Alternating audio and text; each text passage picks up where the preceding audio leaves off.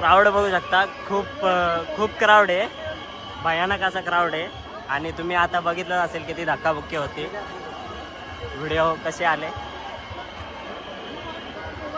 चला आता राजाचं दर्शन घेऊया, डायरेक्ट चरण स्पर्श, आणि मग आपला ब्लॉग कंटिन्यू करूया.